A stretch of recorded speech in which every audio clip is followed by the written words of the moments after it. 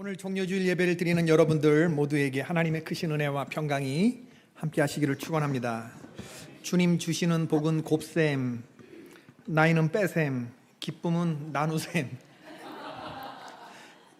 건강은 지키셈, 여러분 행복하셈. 카자흐스탄의 송재호 선교사가 어제 뜬금없이 저한테 이렇게 인사를 해왔는데 웃기더라고요. 어제 토요일 봄맞이 대청소회에 참석해 주신 성도님들께 감사의 인사를 드립니다.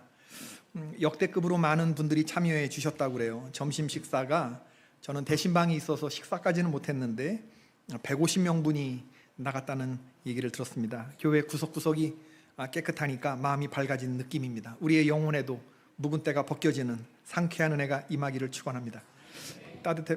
따라해 봅시다. 깨끗한 몸, 참마음, 온전한 믿음.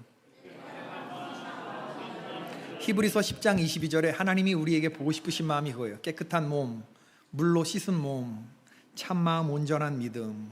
이런 마음으로 살자는 거죠. 지난 주간에는 제가 어둠에 관한 말씀을 드렸습니다. 뭐가 어둠이냐?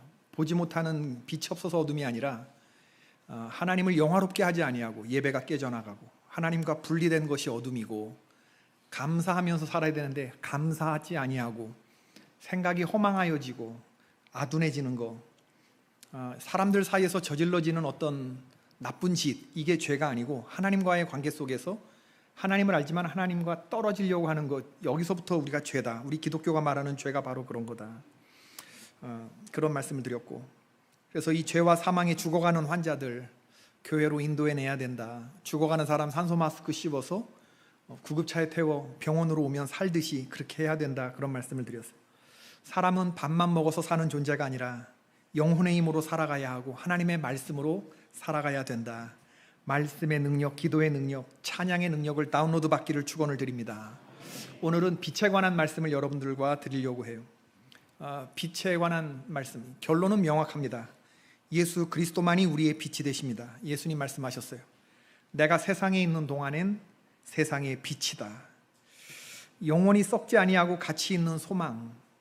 여러분, 서광이 비친다. 여러분에게 서광은 뭡니까? 죽어라 죽어라는 환경 속에서 여러분이 이것만 생각하면 평안하고 이것만 생각하면 기쁘고, 두려움과 불안과 걱정과 근심과 슬픔과 무기력이 많이 있지만, 그러나 이것을 보고 일어나는 여러분의 마음속에 참 소망이 뭡니까? 예수 그리스도. 그거 말고 다른 소망이 뭐가 있겠습니까? 예수님은 구원의 빛이 되시고 생명의 빛이 되시고 치유의 빛이 되셔요. 저는 이런 걸 굉장히 많이 봅니다.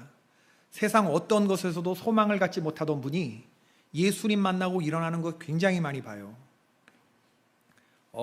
Amazing Grace, How Sweet the Sound. 그죠? 나 같은 죄인 살리신 그 노래의 맨 마지막 가사가 어떻게 되죠?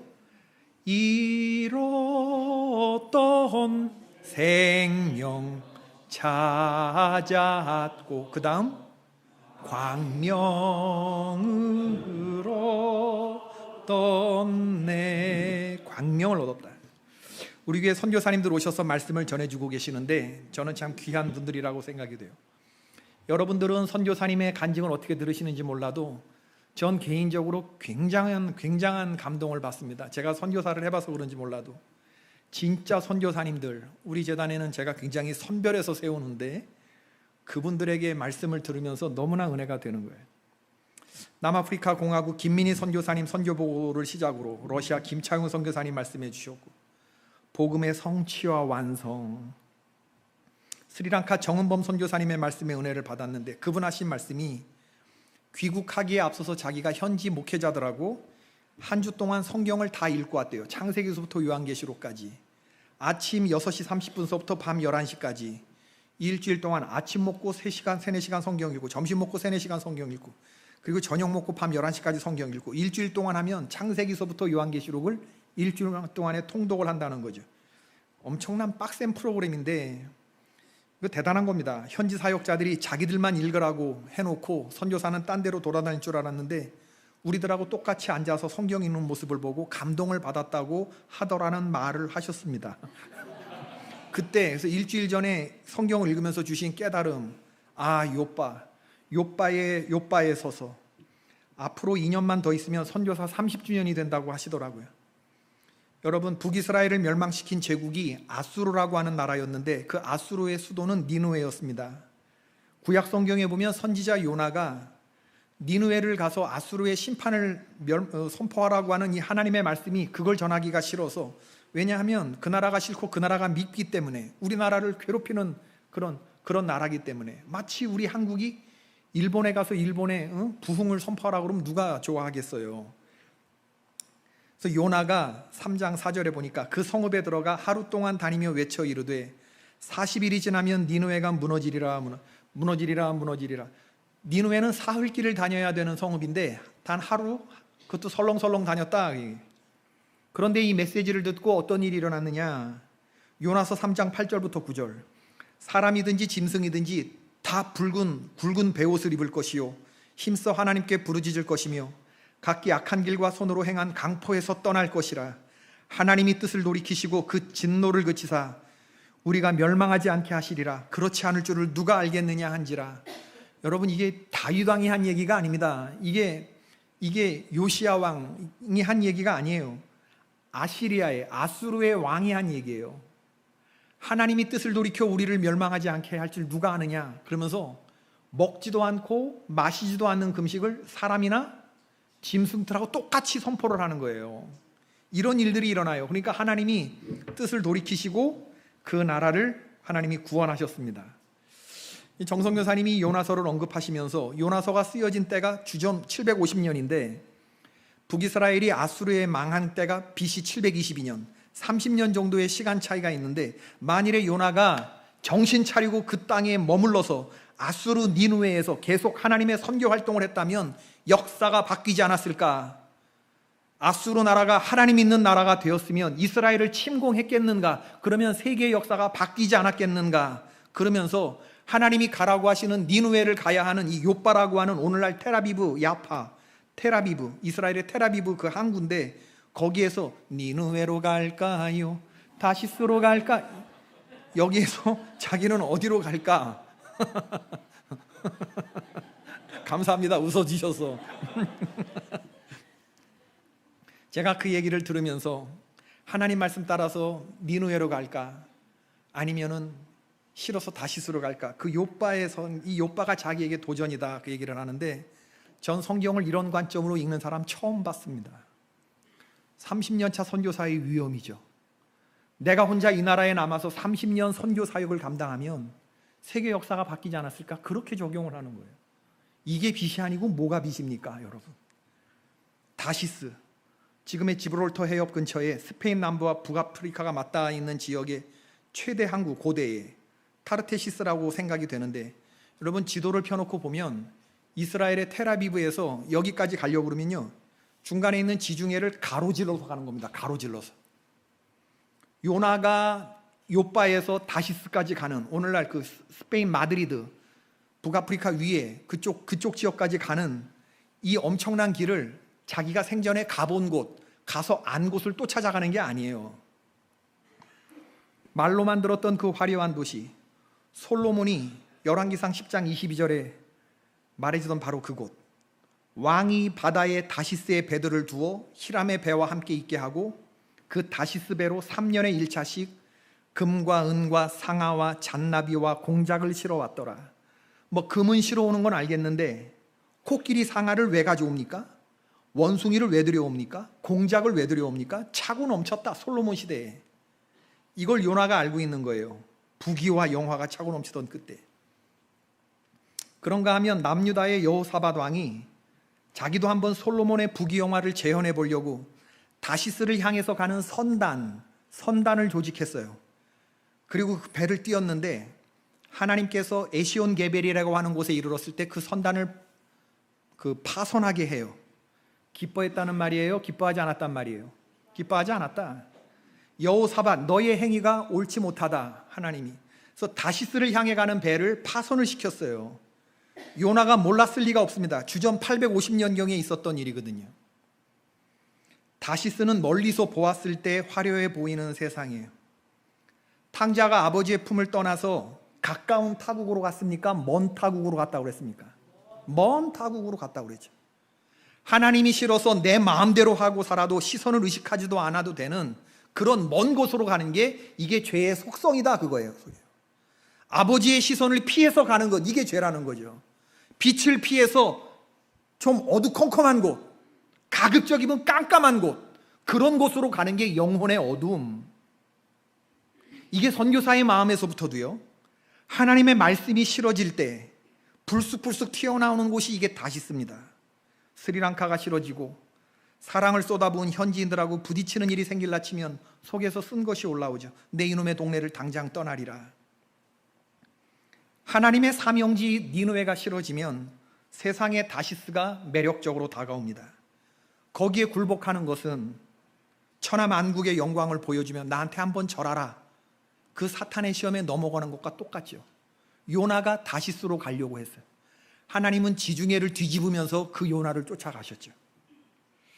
여러분, 선교사님은 제가 스리랑카에 남아서 계속해서 말씀을 전하겠습니다, 제가 선교사역 계속하겠습니다, 이런 결단을 하셨는데 얼마나 감사한지. 세상에서 가장 힘든 선교지가 어디냐? 요나입니다. 여러분, 하나님의 니느웨가 싫어지지 않도록 요나 선교지를 잘 다스리시고 하나님 말씀에 꼭 매여 있고 주구뚱살뚱 바짝바짝 주님 따라가시는 저와 여러분 될 수 있기를 축원합니다. 지난 금요일에는 케냐 김윤식 선교사님이 오셔서 또 말씀해 주셨는데, 이분 대학 때 스와힐리어를 전공하신 분이에요. 아프리카 말을 아예 학부 때부터 전공하시고, 그리고 일반 대학 나오시고 감신대학원 오셨는데, 그러니 선후배가 없지요. 당연히 후원 구조를 만드는 것도 어렵고, 2008년에 파송되셔서 지금 17년 차 선교사님을 하고 계시는데, 현지 언어를 얼마나 잘하시는지 몰라요. 우리 교회 단기 선교팀이 롱기도 개포교회를 봉헌하기 위해서 거길 다녀왔잖아요. 2020년 2월에 부인 백영식 선교사가 탄자니아의 그 사역자들, 목사님들 앉혀놓고, 그리고 우리가 롱기도 개포교회 봉헌식 할 때, 점심 식사를 할 때 아주 까만 아이들이 잔뜩 왔습니다. 진짜 막 수백 명이 이렇게 왔는데 점심 식사를 즐겁게 하고 있는데, 부인 백영식 선교사님의 그 사역자들을 앉혀놓고 군기를 잡는 게 김윤식 선교사님이 잡더라고. 제가 봤어요. 식사하고 봤습니다. 남들 밥 먹는 시간에 앉혀놓고 심각한 얘기를 하면서 막 잡들이를 하는데, 야, 케냐 나이로비에 사시는 남편은 케냐 나이로비에 사실, 거기서부터 250km 떨어진 그곳에 주일에 예배 한 번 드리기 위해서 2박 3일 가신대요. 우리나라 고속도로 길로 250km 생각하시면 안 됩니다. 사륜구동호를 가지고 비포장도로 언덕길을 가는데, 그야말로 산 넘고 물 건너 가는 바로 그런 길이에요. 숲길을 가는 겁니다. 어두워지면 길 옆에 차를 세워놓고 그 안에서 잠을 자기도 한다는데, 내가 굳이 이런 길을 가야 하나, 그런 생각이 드신다고 그랬어요. 제가 그 말씀을 들으면서 여러분들에게도 제가 몇 번 얘기를 드렸는데, 1930년대 초반에 강원도 홍천군 솔치고개, 솔치째가 꼭 그랬다고 아버지가 그러셨어요. 그래서 거기를 넘어갈 때마다 그 얘기를 하셔요. 미국 선교사들이 여기를 말을 타고 이 고개를 넘으며 성도들을 찾아왔더란다. 그 고개 정상에 서서 땀을 닦으며 위로 지나가는 비행기 파일럿에게 어이 조종사 양반 담뱃불 좀 불립시다, 뭐 이렇게 얘기를 했다는 고개가 바로 이 솔치체다. 우리나라에 복음을 전해준 선교사님들이 그렇게 다니셨다는 거예요. 근데 100년 전이나 지금이나 말은 아니지만 김윤식 선교사님이 똑같이 그렇게 차를 타고 숲속에 있는 부족을 찾아가서 예배드리고, 똑같이 벽돌 찍어내듯이 전형성과 모형성으로 같은 방식으로 하나님의 선교가, 이 선교의 복음의 빛이 이방인에게 전달되는구나. 제가 그 생각을 하면서 얼마나 하나님께 감사했는지 모릅니다. 우리 교회 오셔서 주신 말씀이 나는 쇠하여야 하리라, 나는 주의 길을 곧게 하라고, 주의 길을 예비하라고, 광야에 외치는 자의 소리다. 그래서 주제 파악하고 살게 해달라고 기도한대요. 30세에 파송되어 50이 넘은 지금에 사람들이 자기를 알아주지 않으면 섭섭하고, 은연중에 내 영광을 드러내고 싶은 욕망이 스멀스멀 올라오고, 한국에서 오신 부자 권사님 장로님들 앞에서 스와힐리어 나만큼 하는 사람 있으면 나와보라 그래. 내가 얼마나 케냐 감리교 본부에서 내가 잘 나가는 사람인지, 내가 스테이션이 있는 선교가 아니라서 사람들이 나를 띄엄띄엄 보지만 내가 이런 사람이라고 보여주고 싶은 마음이 스멀스멀 올라온대요. 여러분, 몇백 명씩 몰려오는 그런 사람에 속지 말래요. 개종과 회심은 다르대요. 교회 나와 앉아있다고 그들이 전부 크리스찬이라고 생각하지 말래요. 진짜 거듭난 크리스찬들은 정말 쉽지 않대요.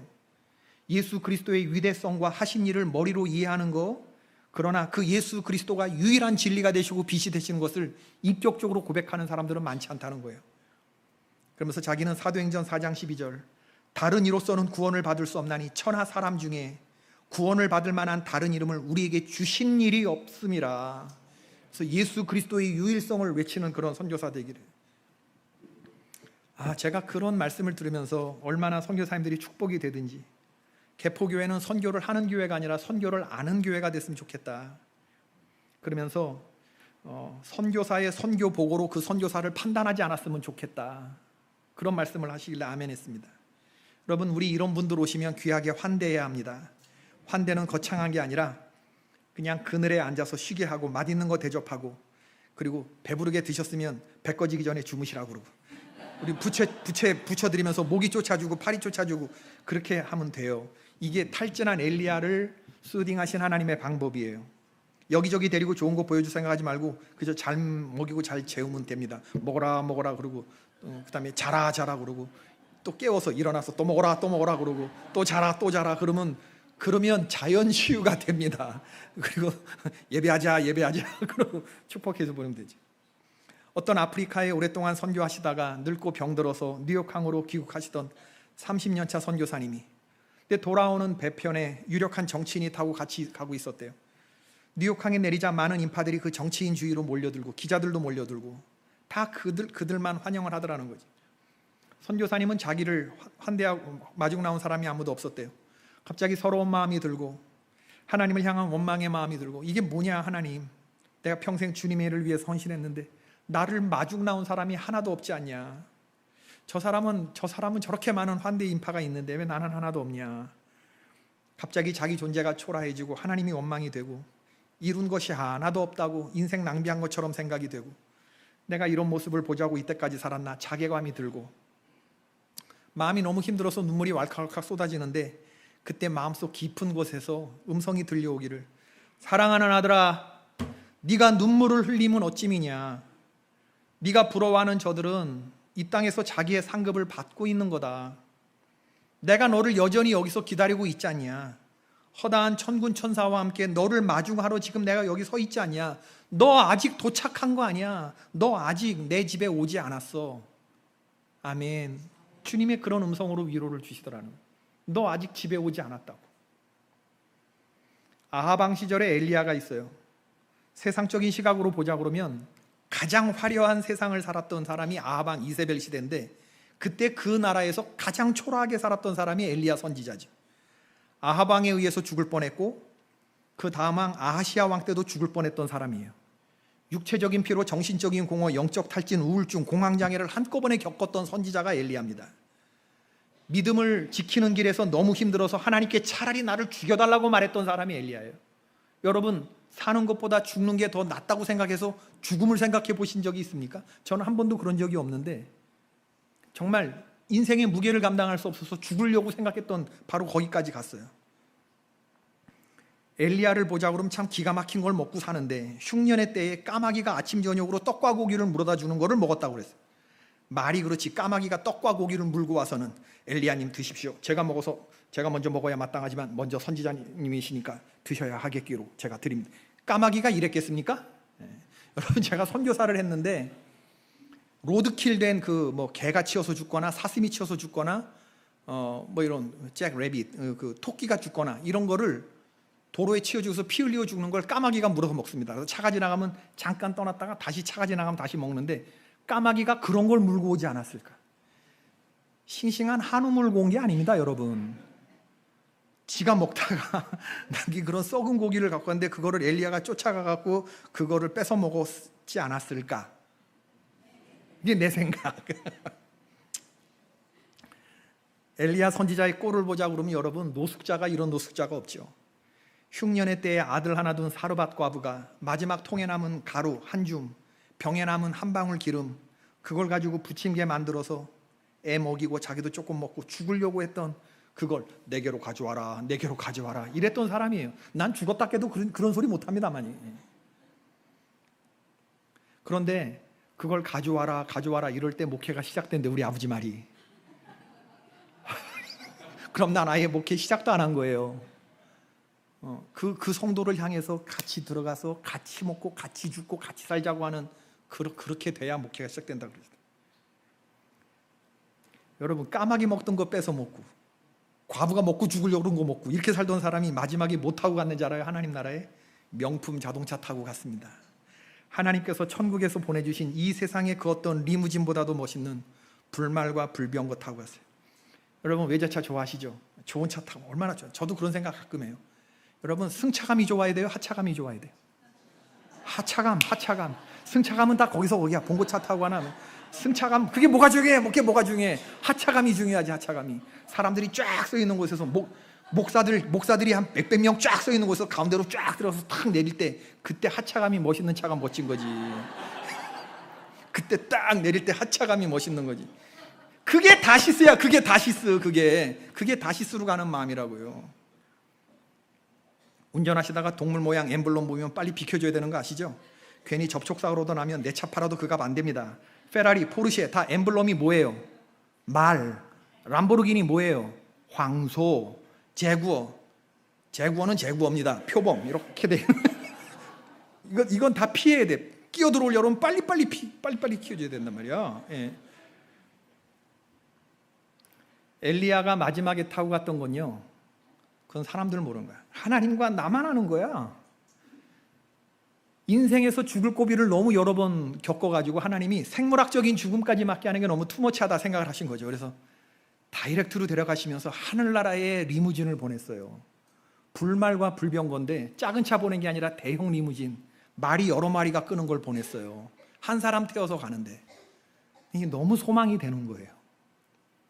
하나님의 사명 감당하다가 마지막에 주님이 이 명품차 타고 탁 하늘나라 가갖고 허다한 14만 4천의 무리들이 딱 있는 곳에서 내릴 때 하차감이 얼마나 끝내주겠습니까?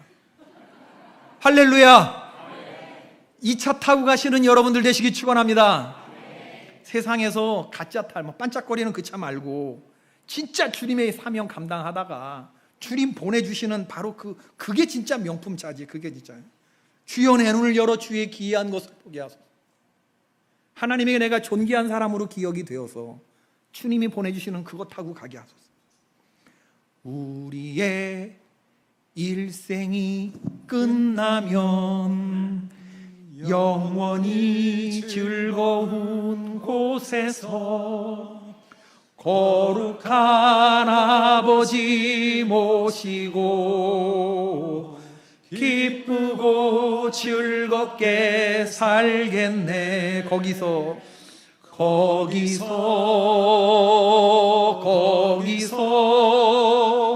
기쁘고 즐거운 구입에서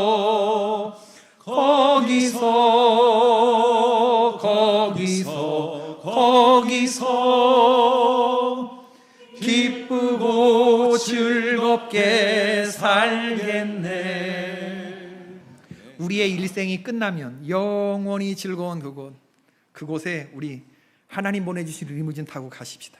오늘 종려주일인데 예수님 예루살렘 성에 입성하시는데 그때 종려나무 가지를 흔들면서 호산나 다윗의 이름으로 오시는 이요 지극히 높으신 곳에서 호산나. 백성들이 그렇게 찬양을 하고 환영을 했지만 예수님이 불과 며칠 뒤에 십자가에 달리실 것을 그걸 생각하는 사람은 거기 아무도 없었어요. 그래서 예수님은 나귀를 타고 그런 열렬한 환영을 받으면서 들어오셨지만 하나도 안 기쁘시고 그래서 그들의 환대에 아무 말씀이 없으셨던 거죠. 오늘 그 예수님이 빛으로 들어오시는 거, 어둠 가운데 있는 우리들을 구원하시기 위해서 우리들 안으로 아주 직진해서 뚜벅뚜벅 들어오시는 그 예수님을 우리가 진심을 다해서 환대하는 그런 오늘 주일이 되기를 바랍니다. 호산나 다윗의 이름으로 오시는 이여 지극히 높으신 곳에서 호산나. 시작. 호산나 다윗의 이름으로 오시는 이여 지극히 높으신 곳에서 호산나. 예수 그리스도가 우리에게 빛이 되십니다. 빛은 소망이고 능력이고 생명이고 치유고, 빛이 있으면 우리가 이 땅 가운데서 별의별 일을 다 당하고 살아도 오뚜기처럼 벌떡벌떡 일어날 수 있는 거죠. 보라, 어둠이 땅을 덮을 것이며 캄캄함이 만민을 가리려니와 오직 여호와께서 내 위에 임하실 것이며 그의 영광이 내 위에 나타나리니 나라들은 내 빛으로 왕들은 비치는 광명으로 나아오리라. 여러분, 애굽의 파라오는 태양의 신이라는 뜻이 있어요. 자기가 태양이라는 거지. 그런데 하나님이 9번째 재앙으로 뭐를 내렸어요? 애굽에 흑암 재앙. 3일 동안 깜깜하게 만들었어. 그러나 이스라엘 백성들, 하나님의 백성들이 사는 곳에는 그 빛을 거두지 않으신 줄로 믿습니다. 그래서 그 빛을 보고 열왕의 왕들이 비치는 너의 광명으로 나아오리라. 예수 그리스도를 인격적으로 쓰신 사람들은요, 어둠에 있는 사람들이 여러분을 보게 됩니다. 그리고 여러분들을 향해서 나오게 될 줄로 믿습니다. 왜냐하면 여러분들이 여러분 가정의 빛이기 때문에, 여러분들이 소망이기 때문에, 여러분들이 호프기 때문에 그런 거예요. 그동안은 사람들이 서로 볼 수 없으며 자기 처소에서 일어나는 자가 없으되 안 보이니까. 그러나 온 이스라엘 자손들이 거주하는 곳에는 뭐가 있었다고요? 빛이 있었더라. 개포교회 성도들이 거주하는 곳에 빛이 있을지로다.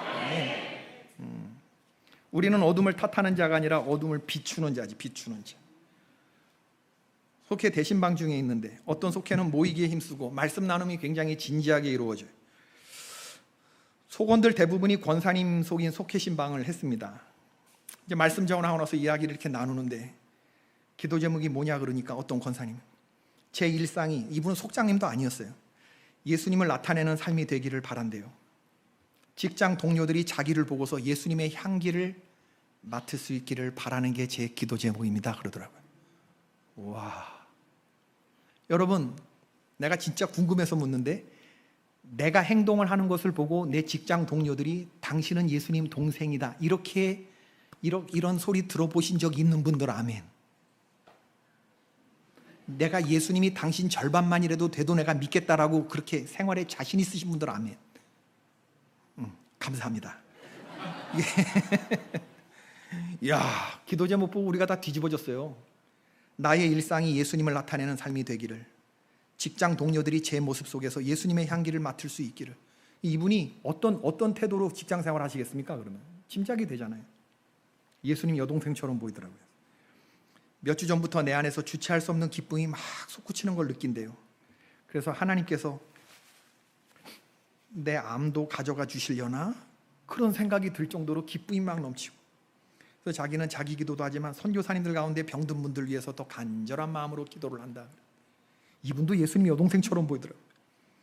나는 속회원들의 기도를 절대 신뢰합니다. 우리 속회원들이 제 남편의 이름을 부르며 교회 나오게 해달라고 7년을 기도했는데 지금 그 남편이 우리 교회에 나오고 있대요. 그리고 마음에 응어러진 것이 있고 상처받은 게 있었는데 그걸 하나님이 치유하시는 것 같다고 그러니, 이분도 예수님 여동생이에요. 사순절 새벽 기도를 통해서 회복을 경험하고 있는데 하나님이 내 삶을 붙들고 계시다는 것이 믿어지고, 내가 우리 집 가정에서 내가 제사장 직분을 감당할 수 있게 해달라고 그렇게 기도한다. 야, 이분도 예수님 여동생인데 뒤로 갈수록 점점 이제 흑빛이 되는 거야. 그렇게 못하는 속원들 나는 무슨 얘기를 할까. 난 긴 광야 생활이 있었는데 지금도 광야를 걷고 있지만 하나님이 꽃길로 인도했으면 나는 굉장히 잘난 척하고 살았을 사람이다. 그러면서 사순절 새벽에 이렇게 제가 그렇게 말씀이 이렇게 은혜가 된다네, 할렐루야. 그래서 핸드폰으로 이렇게 보는 날에 은혜가 될 때는 현장에 가서 예배 드릴 걸 그런 생각을 한대, 할렐루야. 내 얘기가 아니라 그 권사님 얘기예요. 그렇게 사순절 새벽 예배가 은혜가 된다네. 그러면서 작년 사순절 새벽 기도에는 그냥 은혜가 되고 새벽 기도의 맛을 보았다 그러면 올해 새벽 기도는 내가 하나님의 빛을 찾아가는 것처럼 느껴진대요. 굉장한 역사가 일어나는 거예요. 진짜 제가 아무리 개떡같이 얘기해도 찰떡같이 알아듣는 성도들이 있어서 사순절 기도가 깊어지고, 이제 우리 성도들 보자 보니까 우리가 5시 반서부터 7시까지 기도하는데 이젠 통성기도 1시간에 한 40-50명 남아서 계속 통성기도를 하는 거 보니 기도에 영적 근육이 붙어가는구나, 우리 성도들이. 여러분 동일하게 느끼시면 아멘. 네. 마지막 고난주간 한 주간 남았는데 생명의 빛, 치료의 빛, 소망의 빛 대신 예수님께 나와 간절히 기도하면 하나님께서 여러분의 문제를 반드시 해결해 주실 줄로 믿습니다. 더 뜨겁게 부르짖는. 다들 이런 얘기를 하니까 뒤에서 얼굴이 흑빛으로 변한 분이 얘기했어요. 나는 7년 8년 믿음 생활 끊고 살았다고. 지금 초신자로 다시 나와서 배운다는 생각으로 다닌대요. 지난주에도 교회 나와야 되는데 제주도 여행 갔대요. 다른 속회는 단합 정도로 모이고 많은 곳도 많은데 왜 이 속회는 다들 너무 진지하고 열심히여서 내가 죽겠대 아주. 그래서 다들 이렇게 믿음 좋은 말만 하니 내가 무슨 말을 해야 되겠냐, 내가 모르겠다. 그래서 제가 바꿔줄까요 그랬어요. 제가 빼줄까요 그랬어요. 원하시면 바꿔줄 수도 있고 원하시면 내가 빼줄 수도 있습니다. 그랬더니 아닙니다, 목사님. 믿음 좋은 분들 옆에, 이 막강한 믿음 가진 분이 옆에 계시니까 제 믿음이 흔들리지 않는 것 같습니다. 이 속회에서 허덕허덕 따라갈지언정 다른 속회 배정받고 싶지 않다고. 가만 저를 두시라고. 목소리에 힘이 있고 표정이 밝고 빛을 보며 일어선 분의 그런 고백이 느껴지더라고요. 오늘 지금 내 모습을 보자 그러면 이 빛 대신 예수님을 보면 이렇게 오뚜기처럼 일어나는데, 나는 지금 어둠의 포로로 살고 있느냐 아니면 빛의 사자로 살고 있느냐, 우리 모습을 보자. 그런 의미에서 오늘 우리가 드리는 예배는 출정식 같은 의미가 있어요. 아마겟돈, 이 문을 열고 나가면 삶의 버거운 문제들이 우리를 공격하는데, 그러나 그런 흑암 속에서 우리는 빛을 들고 일어나리라. 밤은 빛이 없어서 밤이에요. 왜 밤이고 세상이 어두워져 가느냐, 그러지 말고 빛을 비추면 됩니다. 세상은 어둠이 관영한 게 아니라 내가 빛을 비추면 되는 거예요. 그래서 우리들은 어둠을 탓하지 않습니다. 빛으로 일어납니다. 오늘 어두운 세상에 빛으로 오신 예수님 환영하는 종려주일인데, 우리들 가운데 직진하여 들어오시는 예수님처럼 이제 그 빛을 본 사람, 이 빛을 우리 주변에 우리도 직진으로 들어가면서 어둠을 밝히시는, 빛이 기분에 따라서 들어왔다 나갔다 하는 형광등 아니라 막 꺼졌다 켰다는 이 사이키 조명 같은 그런 빛 아니라 등경 위에 높이 두는 어둠을 밝히는 그런 빛된 삶을 살아가시는 우리 개포의 권속들 되시기를 축원합니다. 이 종려주일에 빛의 사자들 되시기를 축원합니다. 우리 피난처 되시는 주 예수, 이 찬양 부르시고, 예수 열방의 소망, 이 찬양 우리 힘차게 좀 빠르게 부르겠습니다. 힘차게. 피난처 되시는 주 예수, 영원한 승리의 왕, 주님의 얼굴을 구할 때 주의 빛 비추시네. 아멘. 죄는 주님께 속했네. 승리는 우리의 것. 예수의 이름을 높이며, 예수의 이름을 빛 대신 주님 앞에 빛으로 일어나는 성도 되시고 찬양하리. 아멘. 주님의 임재에 온 땅 들리고 우리 기도에 하늘 문 여시네. 온 민족과 열방 주께 경배해. 영원히 보좌에 계시 함께. 아멘. 피난처 되시는 주 예수, 영원한 승리의 왕. 아멘. 주님의 얼굴을 구할 때 주의 빛 비추시네. 아멘. 전쟁은 주님께 속했네. 승리는 우리의 것. 예수의 이름을 높이며 영원히 찬양하니. 아멘.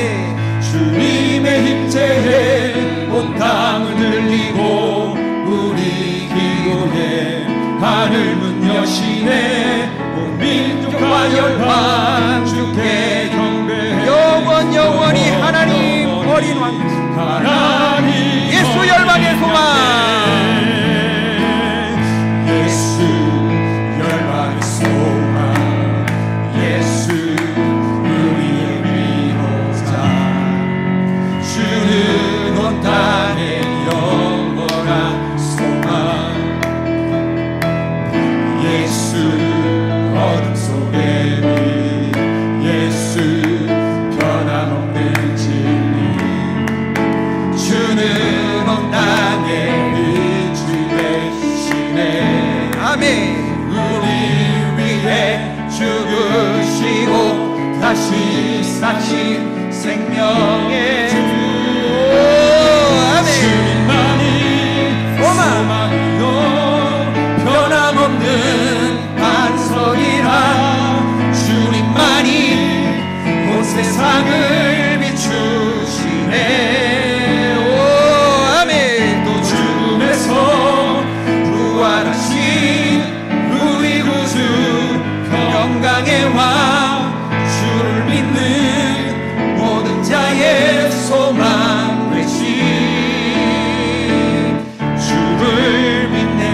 한번 부릅시다. 예수 열방의 소망. 예수 열방의 소망, 예수 우리의 위로자. 아멘. 주는 온 땅의 영원한 소망. 아멘. 예수 어둠 속의 빛, 예수 변함없는 진리. 주는 온 땅의 빛이 되시네. 아멘. 우리 위해 죽으시고 다시 사신 생명의 주. 주님만이 소망이요 변함없는 반석이라. 주님만이 온 세상을 비추시네. 아멘. 주님에서 부활하신 우리 구주 평강의 왕, 주를 믿는 모든 자의 소망 되신. 아멘. 주를 믿네. 하나님께 감사와 영광의 박수를 올려드립시다. 할렐루야. 아멘. 아멘.